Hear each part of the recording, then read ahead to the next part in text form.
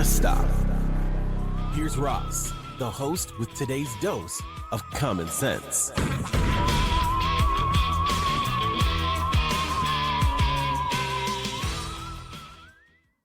Hey, everybody, welcome back. Good to see you. Boy, there's so much going on in the world today. It is hard to keep up with all of it, but today was an interesting day. 2 seizures of tanker vessels, one in the Caribbean and one in the northern Atlantic by Iceland, I think is what they said. I'll have to double check because we're going to do some screen sharing stuff here. So if you're just doing the audio only, I'll try to be as descriptive as possible. And here's another thing, YouTube.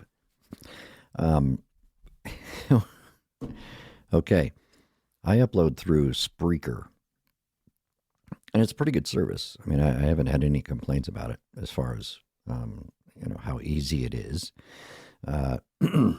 But they had a deal with YouTube before, and then something went wrong, and they ended that deal with YouTube. So when you uploaded to Spreaker, it didn't automatically go to YouTube. And at some point in the last few weeks, I guess they renewed that deal. So now you're going to see 2 episodes on YouTube. One's going to be a video, and the other one's going to be a video with only the audio in it, because Spreaker doesn't upload videos. So what I do is I upload the video version to YouTube, and then I upload the audio version to Spreaker. But now I do the audio version to YouTube, do the video version to YouTube, do the audio version on Spreaker, and it distributes it everywhere, including YouTube now. So now there's going to be 2 episodes showing up, unless I stop doing the video episodes and just sticking to the audio. But not today, Satan. Today I have some visuals that I want to use. So this isn't going to be just an audio podcast. A lot going on. So today we had tankers being seized, and we had an ICE officer shoot an American citizen and kill her in Minneapolis. And there have been a lot of really bad takes on the whole Minneapolis ICE shooting. So I wanted to weigh in on that. Granted, I don't have any more expertise than anybody else. All I can do is look at the videos just like everybody else is doing. But I've seen some really bad takes by some people who I normally have respect for their opinions and their analysis. And some of them are just doing really poorly today. And I think it has to do with bias. I think a lot of people who are just, pro-Trump or pro this administration or pro-law enforcement, excessively pro-law enforcement, are going to side with the ICE agents just automatically. I guess they're going to assume the ICE agent did the right thing. And I'm not so sure that that's clear this time around. But we're going to look at that video and just kind of talk about it a little bit. Not too much. So trigger warning, we're going to be talking about death and destruction today. And this video, although it doesn't show any graphic violence, it does show the ICE agent firing his weapon into a vehicle where a woman was present. So we will be taking a look at that. So, a little trigger warning, get the kids out of the room or whatever you're going to do.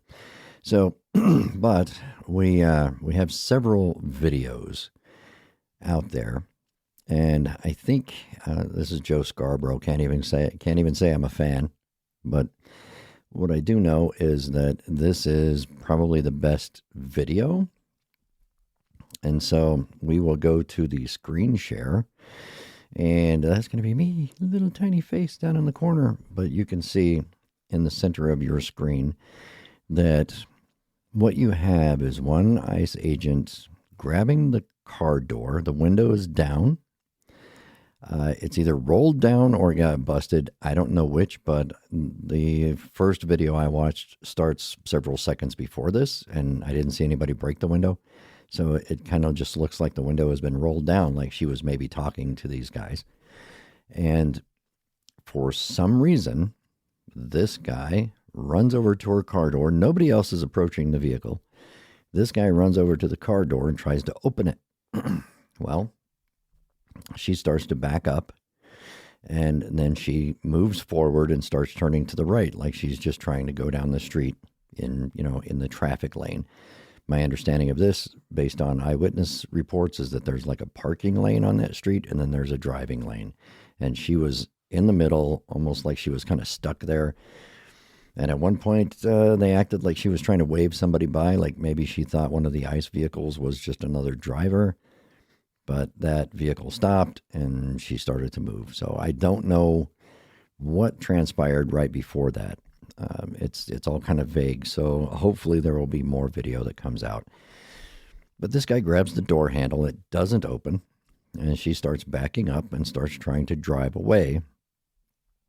And when she does that, there's an ICE agent in front of her vehicle. And so you get this, and they slowed it way down. So he can't get the door open. She starts moving forward. As soon as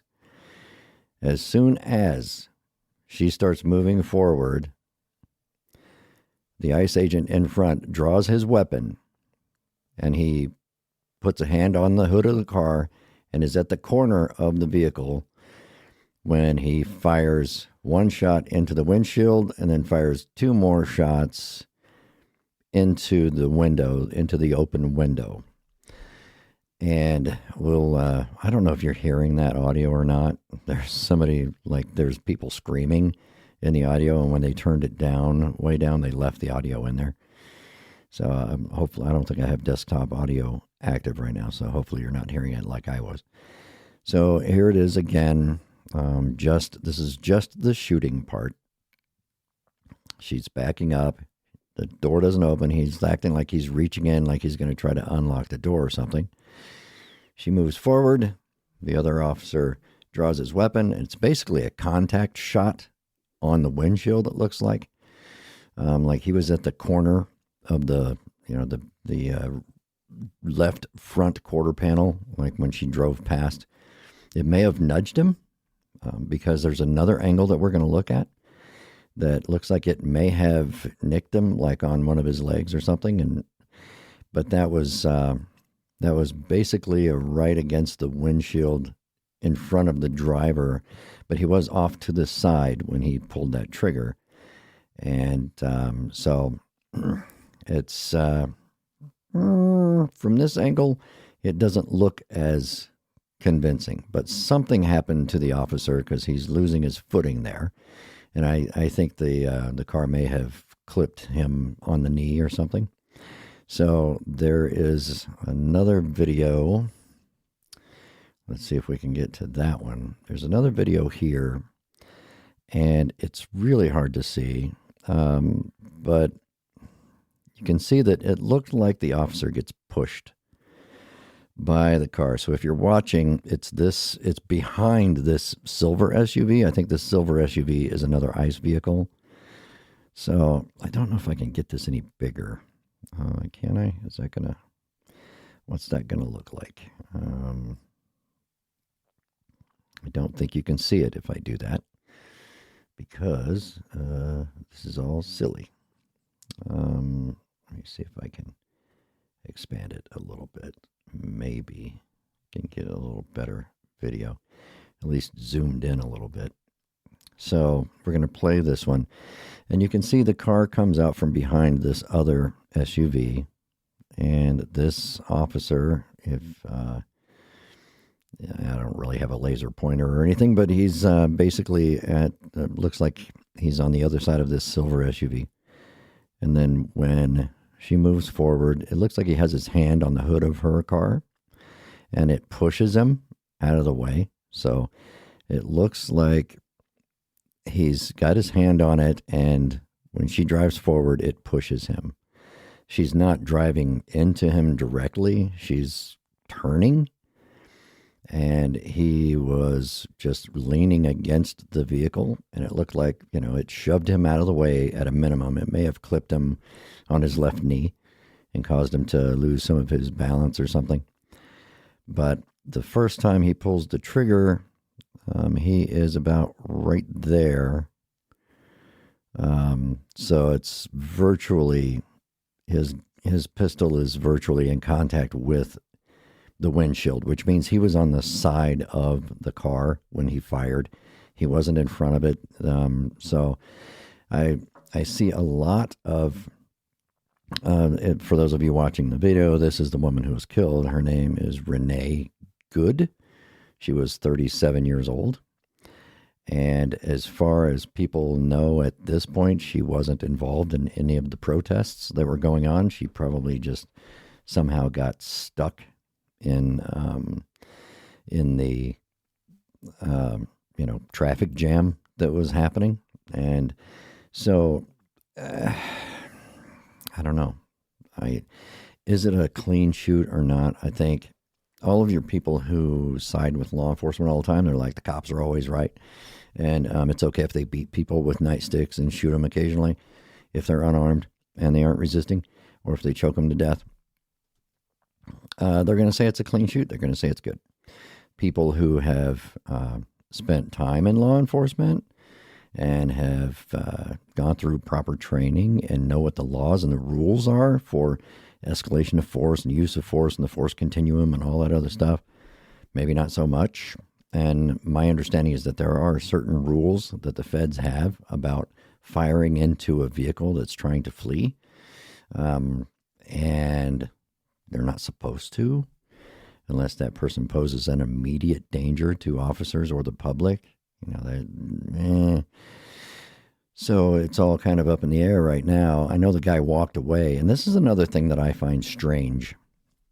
They let that officer just leave. He left. He left the scene. He didn't stay there and go, I'm injured, get me an ambulance or whatever and take me to the hospital. He was walking around. He was walking very briskly, so he didn't appear to be injured. Now, trust me, I've been injured enough times to know that, he may have been injured and you just can't tell, because you can tweak a knee or an ankle or have a broken foot and you were just involved in a shooting or something. That's the least of your worries. So you might still just be up walking around even though it hurts. So we can't really judge that based on the fact that he was up and moving around. He could have a broken kneecap for all we know. But he just leaves. He walks away from the scene and gets in a vehicle and leaves. And so I don't know what the feds' rules are for just leaving the scene of an officer-involved shooting, but I don't think that's going to fly anywhere in any police department in this country, because that's kind of an important factor to have the people who were involved still there. So when they're figuring out what happened, they have you, they have your gun, they have all the witnesses right there. They shouldn't have to, track you down later on because you were allowed to just get in your vehicle and leave after you killed someone. That doesn't seem like normal procedure to me at all. And it's very, very strange. So either they wanted him off the scene because they did not want to have to explain this to anybody. But he wasn't being escorted off. He wasn't being dragged out of there and said, hey, you need to leave right now, like they're trying to protect him from the crowd. So he just wandered off on his own and got in a vehicle and left. Very strange behavior after an officer-involved shooting. I don't know what that's all about, but it's weird, and I don't think that it's proper. But this Renee Good is the person who died, and it's tragic. It is. It's very tragic, and you can't really say enough about something like that. How do you say it? Because, it's, even if she panicked and tried to drive away because she didn't want ICE to get her or whatever, she's an American citizen as far as I understand. So it's not really a problem like she was going to get deported. But, people panic. They're surrounded by cops and this is another thing that happens. So let me get rid of this screen share for a second.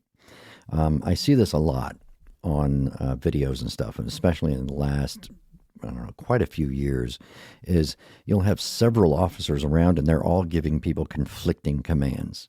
And then they wonder why the person can't comply, because one cop's telling him to get down on the ground, the other cop's telling him to put his hands in the air. One cop's telling him to get onto his knees, the other one's telling him to lay down on his belly or turn over onto your back. Put your hands against the wall, get on the floor. And there's been several shootings that have been like that in the last, 20 years, where the person can't comply because you have four different people. So you're, shouting orders at you. Now, you are supposed to have one person who's going to say, I'm in charge of this. I'm going to give the commands. Let's not confuse the guy. But who knows? Somebody could have been yelling at her to get out of the area, like, get out of here, get your car out of the way or whatever.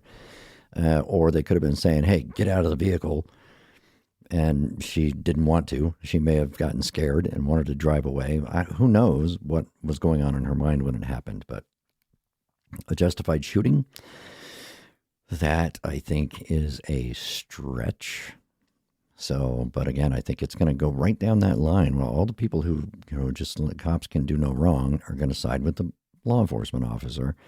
And all the people who are ACAB, all cops are bad, they're, of course, going to side with the victim and say that the cop murdered her.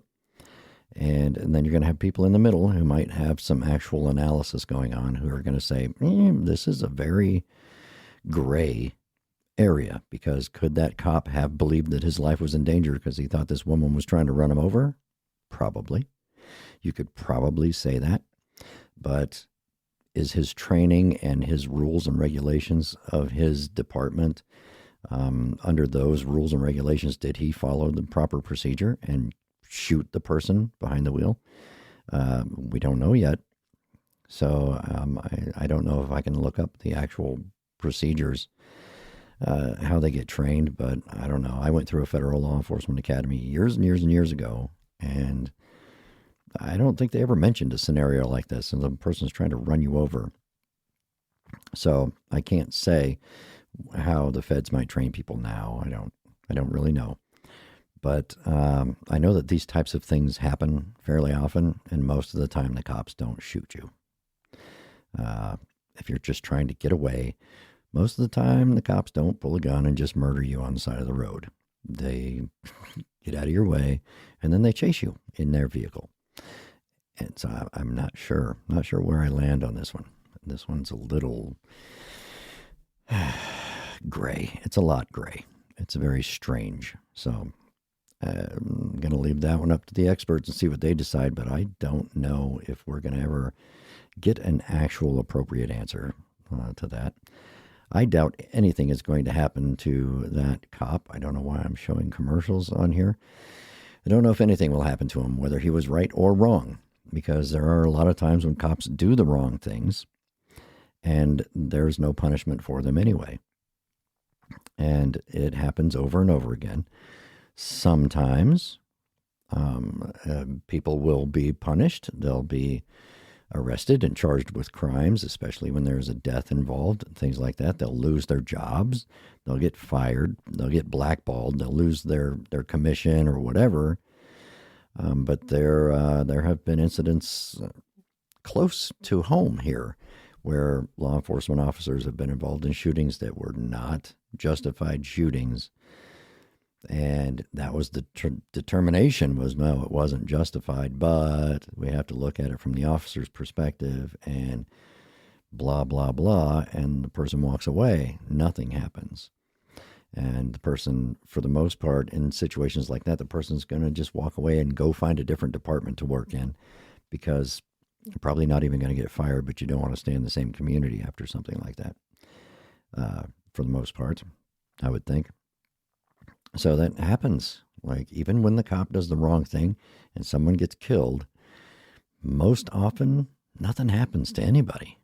And I really think that's something that we need to change, because you should be expected to, know the rules and live by them. But I don't know how this one's going to turn out. Neither do you. So all of you yahoos with your hot takes on Twitter, X, on shitter, whatever it is. I don't know. I call it shitter most of the time now. On to the other news, though. 2 tankers got seized today by the Coast Guard and the Navy. And, you get conflicting reports when things like this happen because it was, one report says the Coast Guard boarded this vessel, another one says the Navy boarded this vessel. But I do know that Navy SEALs boarded the one that I believe was in by Scotland, and they flew the 160th Special Operations Aviation Regiment, flew out and took their special aircraft, and it looked like a little bird. What are those called? The MH-6? I forget now, but it's a little bird helicopter with SEALs dangling off the sides of it on the seats. You've all seen it in the Call of Duty games and stuff. So one of you 13-year-olds correct me on the make and model of the helicopter, but that's what it showed. There were people on the boat taking pictures, and somebody posted the pictures and said, hey, look, this is what we saw. And this looks like Navy SEALs coming to board our boat. But apparently there was no resistance. There was no violence. Nothing bad happened. Nobody wound up getting shot. They just seized the vessel. And usually when they do that, in a situation like this, the crew and everybody else is most likely just going to be released.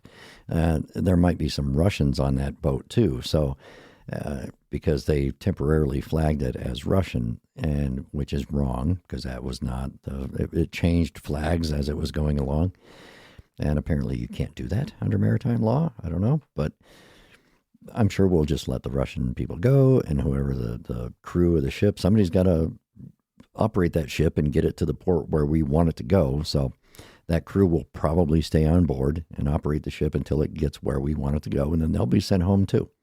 I doubt that anybody's going to be taken to Gitmo over this. It could be. It depends on what they find on the boat, I guess. If they find a nuclear bomb in the cargo hold of this vessel, then maybe that might be a little different. But if they were just smuggling oil and gas or something like that, I don't think anybody's going to, get snatched up and thrown in the hoosegow over that. They'll just seize the ship and let everybody go. But there was some analysis that was being done where, and I'll never find it. Look, there's this Chuck Norris commercial. But, here, this picture. If you're looking, look at this picture here, and you'll see the ship in the distance. Like, this is Coast Guard guys in their cutter or whatever it is. And I forget the name. They said the name of the Coast Guard ship. And to be honest, nobody knows more about boarding these vessels than the Coast Guard. They do it all the time. They have the most experience doing these sorts of things. So, yeah, if you think you're going to have, armed militia, Somali pirate resistance on the ship, yeah, you're probably going to dump some SEALs on there and let them go whack everybody. But the Coast Guard does this every single day. So when you hear somebody say, oh, the Coast Guard did this, they have special teams that this is all they do, So they have the most experience doing that sort of thing all the time. So I would say they have more experience even than the SEALs of boarding vessels and taking over vessels, because that's kind of the Coast Guard's job. But when you're over in international waters and stuff, who knows, there are probably different rules you have to abide by. But the Coast Guard was following them. And you'll notice this picture, like you have the black on the hull. That's like the top portion of the hull. And I don't know much about tanker ships, but someone who was a boat guy said that there's too much of the lighter gray visible above the waterline for this ship to be loaded with oil. Because it would be in the water down close to the black line on the hull. Is that true? If you're like an expert on ships, yes, I spent 4 years in the Navy. I never went anywhere near a ship. So I don't know anything about ships, especially not big tanker ships. So I don't know if that's true. I know that, the displacement or whatever is going to differ depending on how much weight they're carrying, but I don't know where a tanker normally sits when it's loaded to the gills with oil. I suppose I could reference it and go look at some photographs and stuff, but I haven't done that because I saw that right before I started doing this. But The lighter color of the hull down there, that much of it being visible, means that it was not a full tanker and it probably was not loaded with oil. So what was it carrying? Who knows? It could have been empty. We don't know. I don't know right now. I guess we won't know until somebody puts out some sort of an official statement and lets us know. But that one, yeah, the Marinera or Marinura, I don't know how it was formerly called the Bella One. That's the ship that's in the photograph. That's the Coast Guard guy checking it out. But I don't know. Interesting. If it wasn't loaded with oil, what was in it, if anything? If it's empty and it was just another game people are playing, like the Russians are like, oh, we got this empty tanker. Let's just send it out there and make the Navy follow it around for 2 weeks, because they've literally been tracking this boat for 2 weeks. So maybe the Russians are just screwing around with us and it's just a big empty tanker and they were paying this crew to just take it from Venezuela to Russia just to make us look stupid or something. Or it could be loaded with something that's not as heavy as oil, like weapons. I don't know. Who knows what it is? They could be evacuating Madero's, vintage car collection or something. Don't know. It could have just be loaded with money that he stole, and he's just going to give it to Putin now. So who knows? But we took down 2 of them. That one, the Marinera, it's a weird name for a ship, was up there between Iceland and Scotland, UK, and the other one was off in the Caribbean. Or was it the Caribbean? I don't remember. 2 boats. Don't know what was on them yet. But they called them part of the Shadow Fleet, which is, the illegal transportation of goods that are under sanction and things like that. But, looks like the Navy SEALs hit the one up in the area of Iceland. And there's a video here. I haven't watched it yet, so let's see the moments the U.S. seized oil tanker in the Caribbean Sea. So I'm not sure which one this is, but I'm also not seeing a video playing. So this is embarrassing. So if you're following along, there's supposed to be a video playing. That's not playing. So, all right. Thank you, BBC, for giving us an inoperable video. Cool. Appreciate it. Anyway, that's what's been going on, and it's pretty serious. The whole retaliation stuff. Russia said they sent some ships and a submarine out there, and they were going to protect that ship. Nothing happened, so there was no resistance on the ship or off the ship. No threatening behavior from the Russian Navy or anything like that. They just boarded the ship, and now it's ours, or whatever they're going to do with it. I don't know if we're going to keep it or if they're just going to make it dock somewhere. If it's empty, they just may let it go and say, go ahead, go back to Russia or wherever you're going. Who knows? There's a lot of information that they're not giving us about any of this stuff. And especially on the heels of this highly successful Maduro operation in Venezuela, they're probably going to be less likely to tell us anything. They're just going to act like they don't have anyone to be accountable to. And that's not good. But I think a lot of these things are being done without proper notifications to anybody, without proper consultations. And they've just told the Department of War, which is technically not a thing because you can't just change the name because you want to. So Secretary of Defense Hegseth and the Department of Defense isn't allowed to just go willy-nilly do a bunch of stuff without approval. And the president can't just say, yeah, I don't care what you do, go ahead and do whatever. I don't think that's kosher either. So we'll see. But we got a couple of boats there, and and ICE is shooting people now. So it's an ever changing world. I don't like it. I don't like what it's changing to. I really don't. I don't like American citizens having to be scared of their own government. That's not something that's American. I don't like that feeling at all. I don't like hearing people talk about it. I don't like knowing that people are afraid. And it bothers me.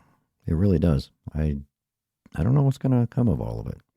I think we're beyond a certain point now. And I don't think it's the point of no return. I don't think we've had that really crossing the Rubicon moment or something like that, whatever, analogy you want to use. But we have definitely gone past something. There's been a boundary that's been breached.